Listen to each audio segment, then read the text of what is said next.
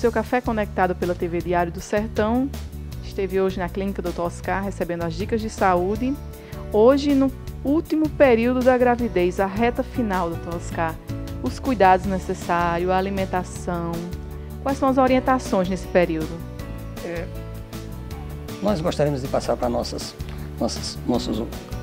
telespectadores, ouvintes e nossos pacientes, de um modo geral, de que a reta final, como nós chamamos assim, os últimos 15 dias, quando a paciente já está perto da data provável de parto, quando ela já está próxima de um parto normal, de uma cesariana que seja, ela tem que começar a se tornar mais organizada.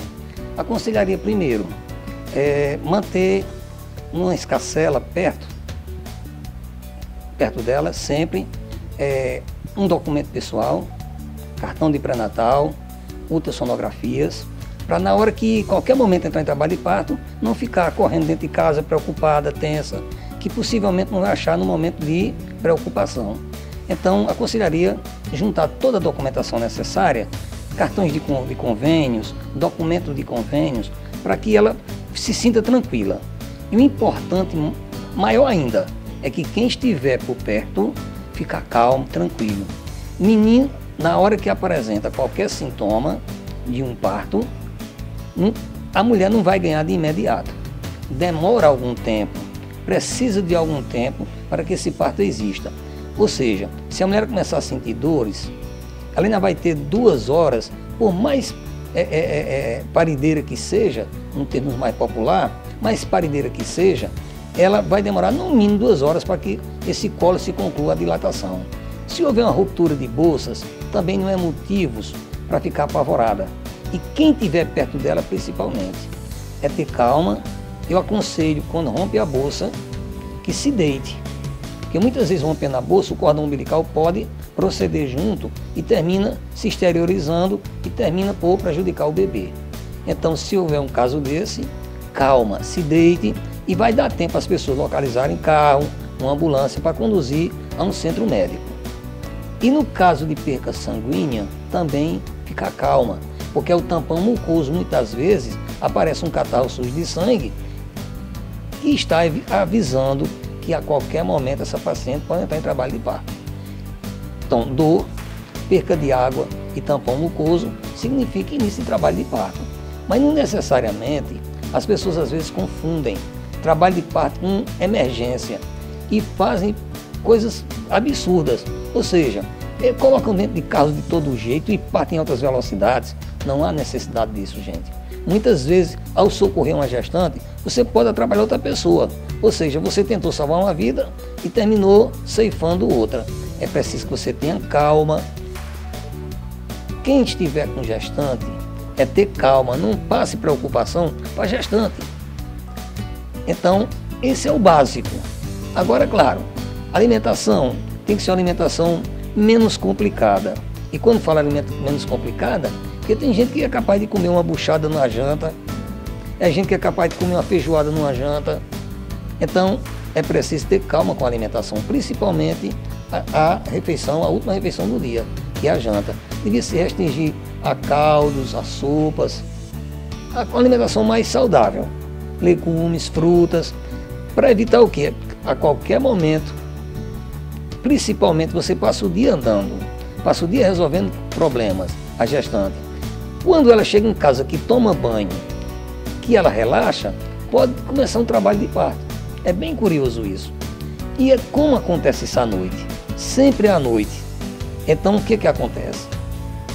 É preciso que a gestante não coma comidas assim complicadas, porque se ela vai para a maternidade, ela pode ser um parto normal, então seria bom que ela não tivesse com a barriga muito cheia, porque vai precisar de fazer forças, termina por vomitar, pode provocar uma broncoaspiração, é preciso ter cuidado com isso. Se for para uma sala de cirurgia também, principalmente, que vai ter que tomar uma anestesia, normalmente é feita uma RAC anestesia, mas mesmo assim a paciente tem uma tendência a vomitar. Se está com o estômago cheio, pode acontecer vômitos, náuseas e vômitos, e com isso pode se provocar uma broncoaspiração, que é uma coisa gravíssima que pode acontecer no paciente. Então é preciso que a alimentação dela seja uma alimentação bem saudável. Aconselho também que faça o seguinte, as roupas sejam bem folgadas, principalmente nós vivemos numa cidade, numa região onde a temperatura é muito alta. Então seria bom que a gestante mantivesse uma roupazinha bem, um vestidozinho leve, de cores claras, porque as cores escuras absorvem mais temperatura, absorvem mais calor. Então, roupas, de preferência à base de algodão e que seja de cor clara. Essa demora nos primeiros sinais do parto, isso vai variar bastante com relação à primeira gestação? Sim, porque nós temos que ver o seguinte, uma gestante em primeiro filho, existe um detalhe, trabalho de parto varia de pessoa para pessoa. Às vezes a gente vê uma mulherzinha bem pequenininha e às vezes é boa parideira, tem 5, 6 filhos normal sem problema nenhum. E a gente vê uma mulherona alta, bonita, grandona e ela não dilata colo, não tem dilatação e termina em cesariana. Então não existe nós não podemos criar um biotipo para dizer assim, isso aqui vai ser normal. Quando me questionam aqui na clínica, se tem como saber se vai ser normal ou não, eu digo, olha, só se sabe na hora.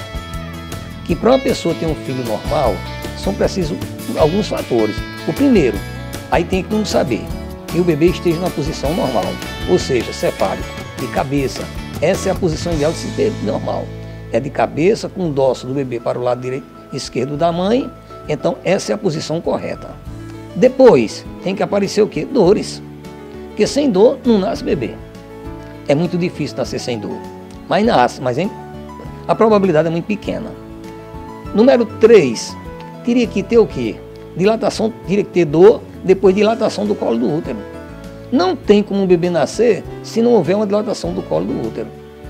Então tem que haver uma posição boa, tem que haver dor, tem que haver dilatação do colo do útero. E o último ingrediente, que seria a passagem pela vagina. Tem mulheres que têm um tipo de bacia, que nós chamamos androide, masculinizada bacia, que não tem como um bebê passar. Vai se fazer o quê? Nada, tem que fazer a cesariana. Mas, para se ter um bebê normal, é preciso ter, primeiro, uma posição boa, depois, um colo, dores, depois um colo que dilata, depois uma bacia tipo ginecoide, que é a feminina, que ela dilate. Então é o básico. E essa dilatação não tem como haver sem possuir as dores, né? É preciso que se dilate e a dor é importante nesse momento. Olha, eu costumo dizer, brincando, quando sou questionado sobre isso, que eu só conheci uma pessoa que teve bebê que não sentiu dores, que foi a Virgem Santíssima. Diz que o Cristo passou por ela como o sol pela vidraça. Sal, e até um poeta paraibano que diz isso, que Maria era uma virgem cheia de graça. O Cristo passou por ela como o sol por uma vidraça. Então, foi a única. Mas, normalmente, tem que sentir dores, tem que ter dilatação de colo e tem que ter todo esse segmento que eu falei aqui, essa sequência.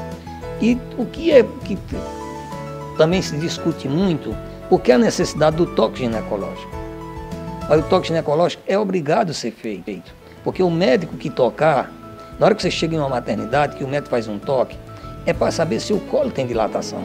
Porque se o colo tiver dilatação, ele vai ter ideia se o colo é fino, se é grosso, se o bebê está de cabeça, até para ele sentir se o bebê está de cabeça ou não. E também estimar o tempo que aquele bebê possa nascer. Então o que acontece? Ele vai ter um tempo para saber que esse bebê vai nascer. Então esse toque tem que ser feito. Ele é chato, horrível. Eu costumo dizer chato, mas durante 35 anos foi isso que eu fiz na minha vida. A gente tem que fazer o toque, decide, bem, essa aqui está em trabalho de parto, está sentindo dor, está em trabalho de parto, vamos supor 2 centímetros, 3 centímetros, então vamos aguardar. O colozinho está lá, tudo bem. Quando for daí 2 horas, toca de novo, ver se aumentou a dilatação, se o colo está mais fininho. Então isso tudo são dicas que a gente só aprende no dia a dia, na vivência. O médico, a enfermeira aprende isso na vivência. E outro detalhe, tem que estar lá com o aparelhinho escutando o coração do bebê. Se está mantendo o ritmo, se o ritmo está bom, se não está. Então tem que ser feito isso, porque aqui nós não temos cardiotacógrafo. Nós não temos aparelho ainda para ver como é que está o coraçãozinho do bebê. Então tem que ser através do toque, tem que ser através da escuta. O médico vai ver quantos centímetros está. Está com 6 centímetros? O colo está afinando? Ótimo, ótimo. Então é sinal que esse parto está progredindo. Então vai chegar uma hora que ele vai tocar e o colo vai estar acima de 10 centímetros. Então dilatou, o bebê deve estar mais baixo. Então ali com qualquer esforço físico que a gestante fizer, com aquelas dores que ela está tendo, vai acontecer o quê? O bebê vai nascer normal. O médico tem que conversar. O gergelim, o pessoal tem usado muito. Como fitoterápico, use. Não tenho nada contra. Pode usar sim. Agora eu devo alertar o seguinte: se você está com a gestante dentro de uma maternidade e eu tenho droga cientificamente comprovada, nós são os casos dos ocitóxicos, você vai dar um punhado de gergelim para o gestante ou você vai fazer uma ampola de ocitóxico? Não, fazer uma ampola de ocitóxico, já para comprovado com um estudo feito. É o único trecho de uma gravidez que um médico não deve opinar. Sexo na gravidez. Por quê? Porque isso depende de casal. Eu já tive pacientes que, a partir do momento que o marido soube que a gestante estava grávida, abandonou por tudo. E de que se ele fizesse isso, ela vinha abortar, poderia judiar com ela, judiar com o bebê. Por mais que as pessoas dissessem, ele não acredita. O médico não deve, por hipótese alguma, opinar. O médico tem que apenas ouvir. Carinho é como chuva, quanto mais melhor.